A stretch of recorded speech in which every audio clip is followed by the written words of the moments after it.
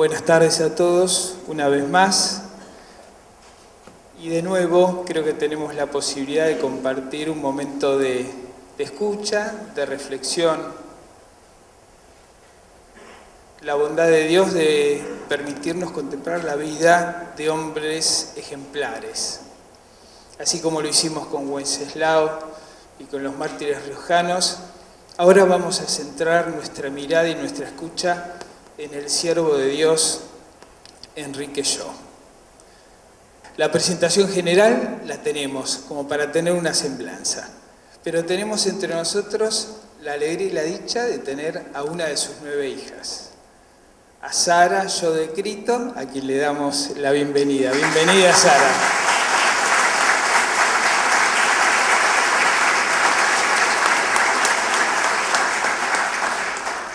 Y ahora nos sentamos y le damos la palabra a ella.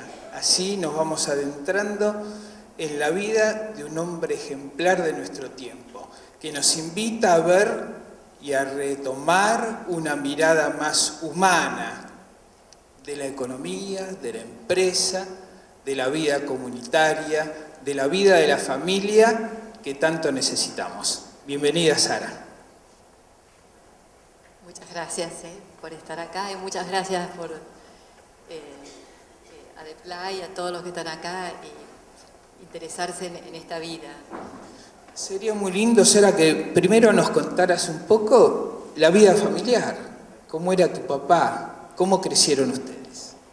Y bueno, eso es lo que yo más conocí, porque todo lo que es la vida profesional se puede decir que la conocí a partir de esta causa, cuando empezaron a presentarse testimonios, a las historiadoras a estudiar todo el tema laboral. Ahí pude conocer más esa dimensión de esa vida que yo no lo conocía. Lo que yo conocí es cómo él realmente disfrutaba de la vida en su casa, de sus hijos. Él había perdido a su mamá a los 4 años.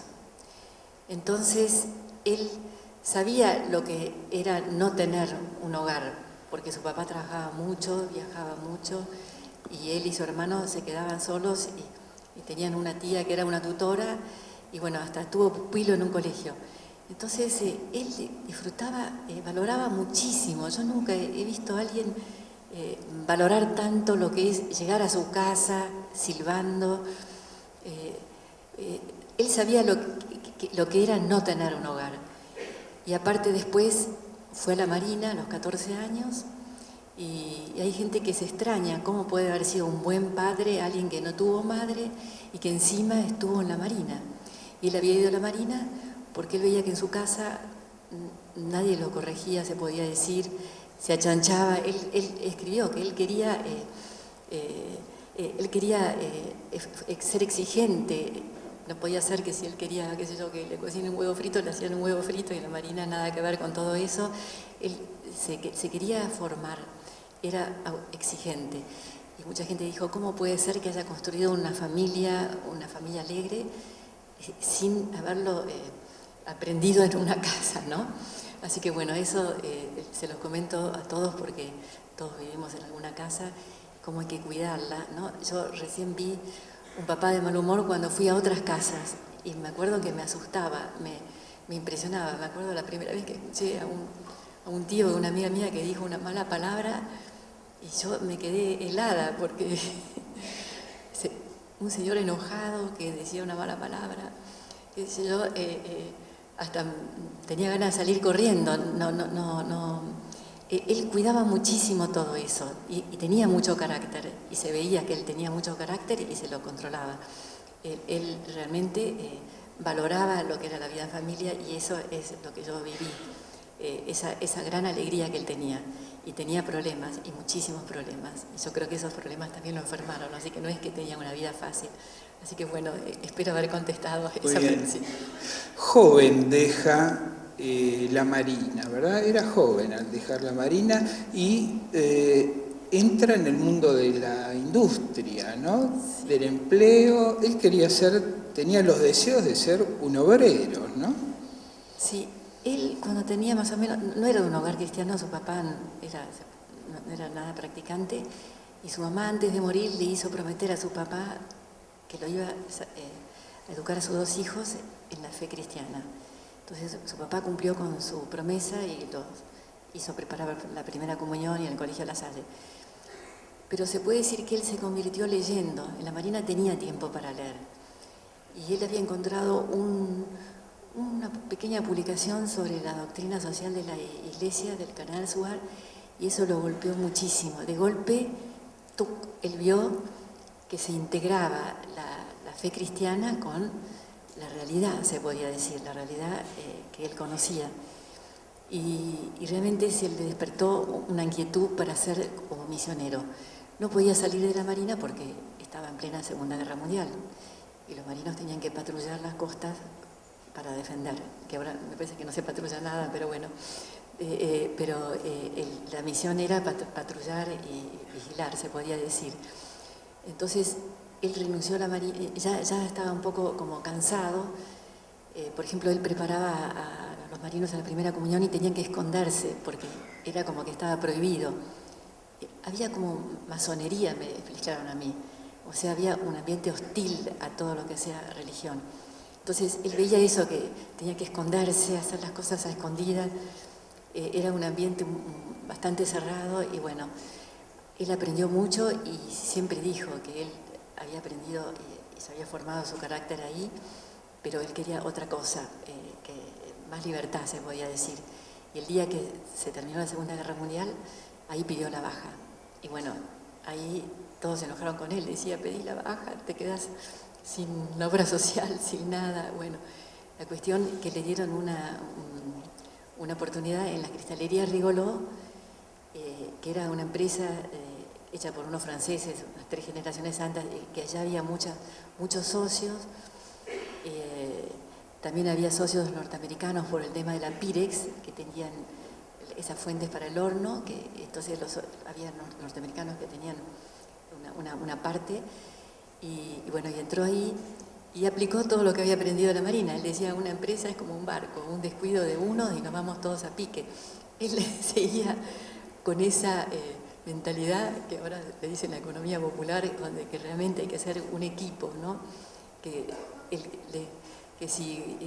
realmente hay que trabajar en equipo, hay que ver el conjunto, no solamente el sector, defender lo mío, no sé qué, y no preocuparme por el conjunto.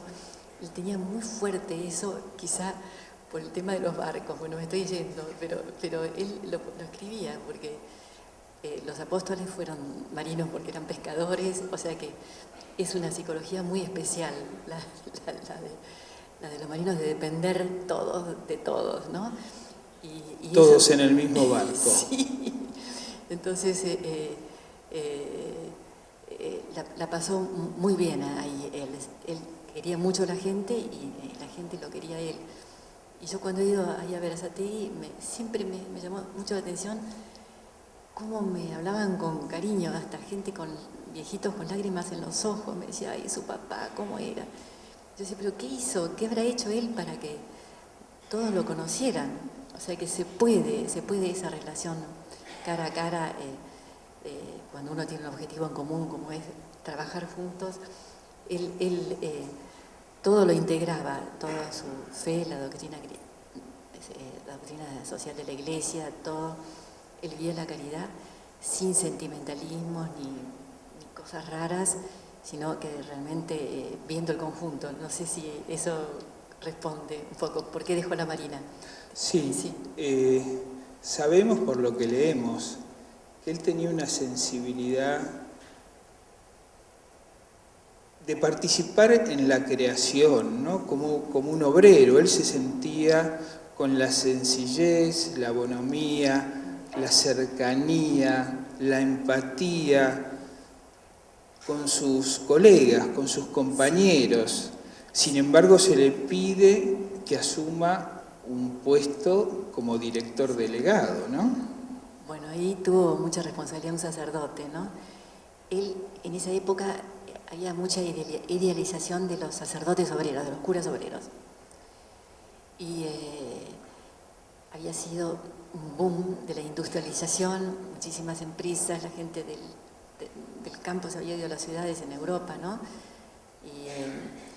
Y entonces había como grandes suburbios nuevos de gente que no se conocía entre ellos, que trabajaban en las industrias, y aparecieron el tema de los sacerdotes obreros, que después Pío XII creo que los descartó, empezaron en Francia, ¿no?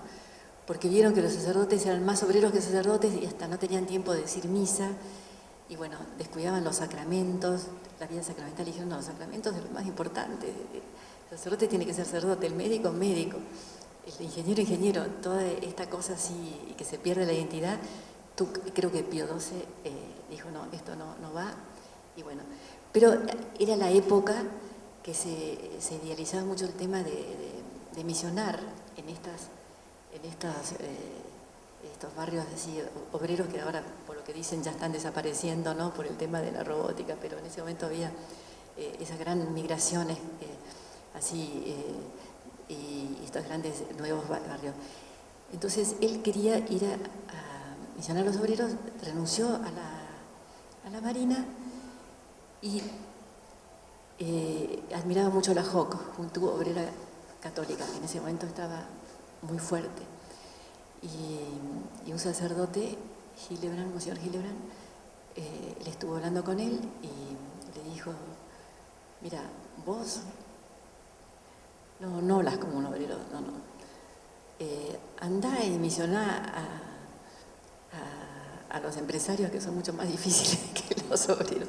Y está la carta, apareció la carta. Se nota que él, el sacerdote pensó que no le iba a hacer caso, mi padre le escribió una larga carta, insistiéndole, vos en tu lugar tenés esta posibilidad de trabajar en esta filial norteamericana que se llamaba CONE, y aprovechala y tratá de misionar ahí. Y él obedeció, ¿no? A veces uno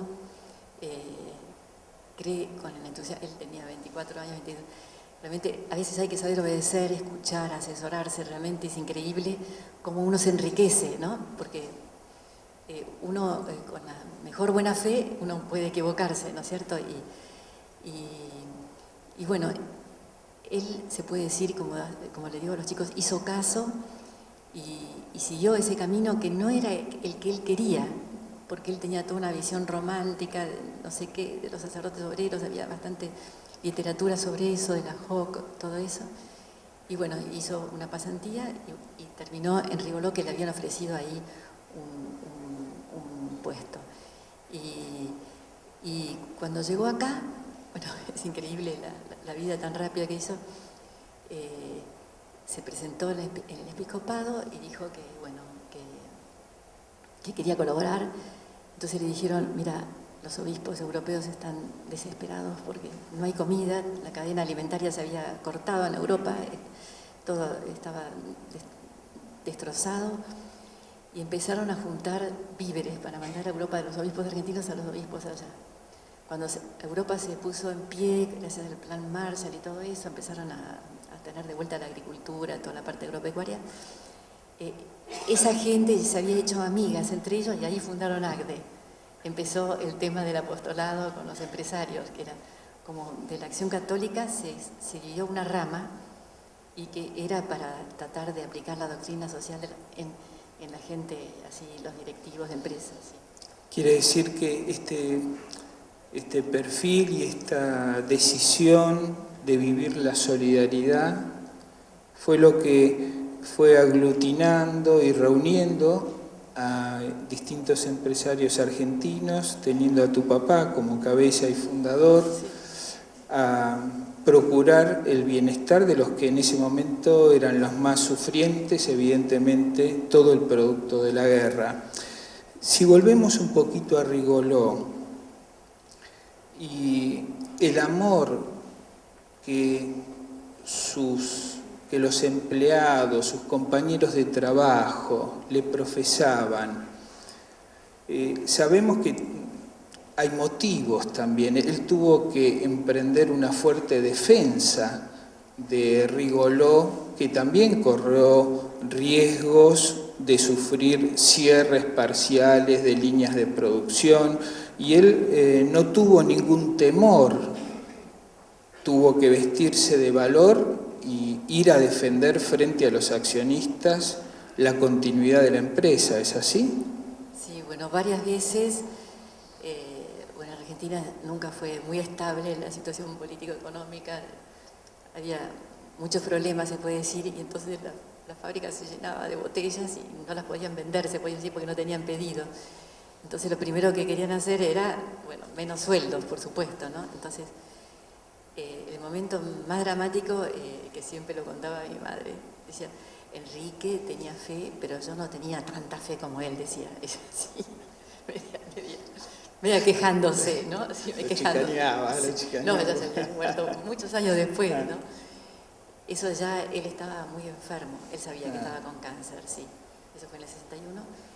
Y entonces llegó la orden desde Estados Unidos, que había que despedir como 1.200 personas porque estaba todo parado, todo parado. Era la época de Frondizi, creo, había habido, no sé, como 30 golpes militares, un desconcierto total. Había, entonces, él estaba enfermo y bueno, y se fue a Estados Unidos, que era un viajón en esa época, y le dijo a los norteamericanos que en ese momento tenían la mayoría accionaria, porque encima en la empresa había muchos altibajos, porque había muchos accionistas, o sea que en ese momento era mayoría de la CON. Le dijo, si ustedes despiden a esta gente, yo renuncio. Y él renunciaba y se quedaba... él sabía que dejaba a su mujer y 9 hijos sin pensión ni nada, pero él tenía tanta confianza en Dios, realmente increíble la confianza en Dios que tenía, y bueno, y le iba bien, a pesar de que se jugaba mucho, ¿no? Se jugaba fuera. Pero le dio argumentos racionales, le dijo, esto ya ha sucedido varias veces antes, si esta gente se va de Berazategui, y después viene una época buena, vienen los pedidos, esta gente es calificada, se van a ir a Uruguay, se van a ir a Brasil, se van a desparramar, no se van a quedar acá, son gente calificada, las van a necesitar y no las van a tener. Se van a perder. Se van a perder, se van a, qué sé yo, los convenció, no con algo así demagógico, y le dijo, bueno, pueden hacer, hicieron todo una medianera, todo, hicieron paredes, hicieron sótanos, hicieron de todo, y después creo que vino la Pepsi, y les encargó botellista, y zafaron de vuelta, así. Volvieron a crecer. Sara, sí. Para cerrar este momento, tu papá fue un hombre de fe, alegre, padre de familia, un hombre de valores, un hombre formado también con cierta disciplina, que después decide integrar su vida con mayores desafíos, el mundo empresario, la conducción. Fue presidente de los Hombres de la Acción Católica, fue un testigo de la vida eclesial, fue cofundador de la Universidad Católica Argentina, fue un hombre activo, protagonista. Finalmente asume la enfermedad, donde experimenta, por lo que leemos, la solidaridad extraordinaria de todo el personal de Rigoló, que iba a donar sangre, más de 200 dadores de sangre, ¿no? Y se jactaba, ahora tengo sangre obrera por mis venas. Déjanos este testimonio. ¿Qué pensás en lo profundo que era lo que inspiraba a tu papá para asumir todos estos desafíos de la vida con alegría, con fortaleza, con solidaridad? Y bueno, pensándolo así desde lejos, yo pienso que tenía una gran visión sobrenatural. Y yo me daba cuenta de eso porque de golpe estaba contento y decía, Señor mío y Dios mío. O decía, gracias Dios mío.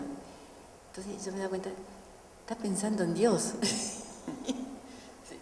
Decía ejaculatorias, yo no sé de dónde sacó esa costumbre, porque es una costumbre tan linda, tan accesible para todos. Pero yo como hija me daba cuenta, claro, él estaba pensando en Dios.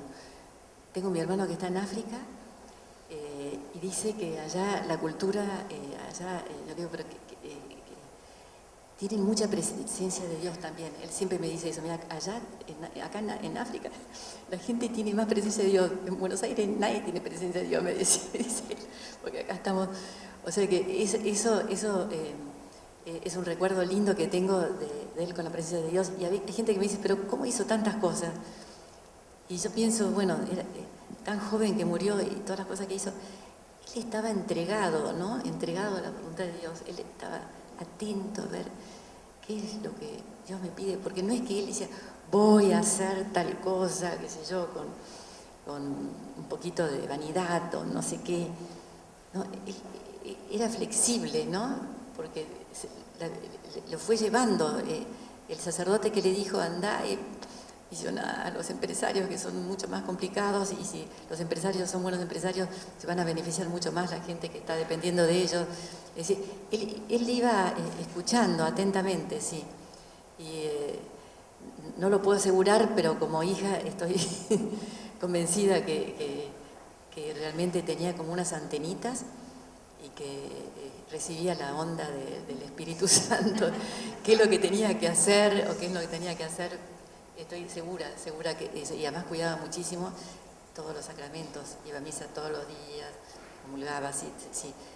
Él era muy, muy cuidadoso de la vida sacramental.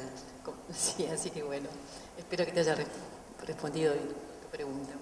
Gracias, Sara, gracias, y pedimos para nosotros también esa docilidad al Espíritu, ¿no? Al Espíritu Santo, para que Dios obre en nuestras vidas, para dar testimonio del amor de Dios. Muchas gracias, Sara. Gracias.